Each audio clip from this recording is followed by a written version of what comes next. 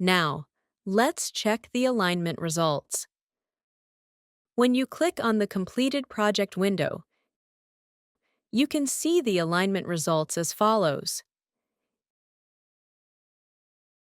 In the project details, you can confirm that the energy minimization option has been properly applied. In the alignment results, you can check 4 values.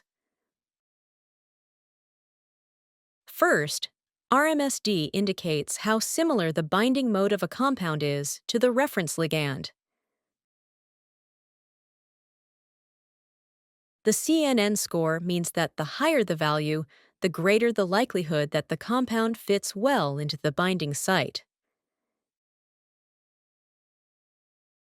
CNN affinity is a value that predicts the binding strength with the protein.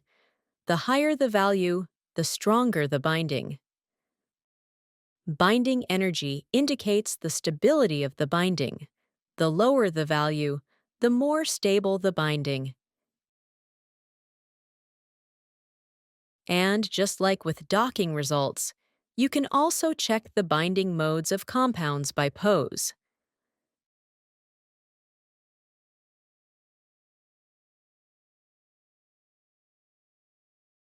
The compound shown in orange is the reference ligand, and the purple ones are the compounds we provided as input. You can check the scores by pose, as well as the interaction information with the protein.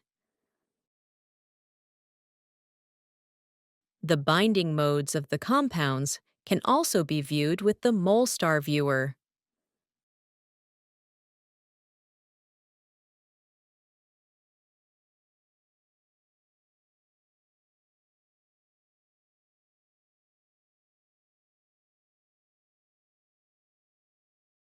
The alignment results can now be exported through the export function.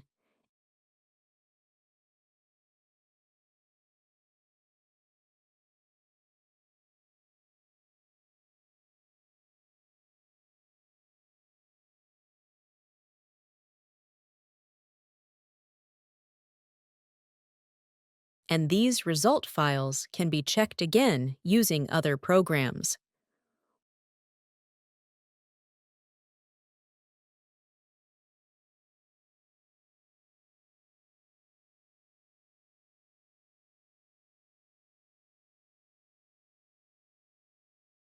One point to keep in mind about alignment results is that even if a compound shows good actual activity, if a large substituent is introduced, the binding stability may be predicted as low.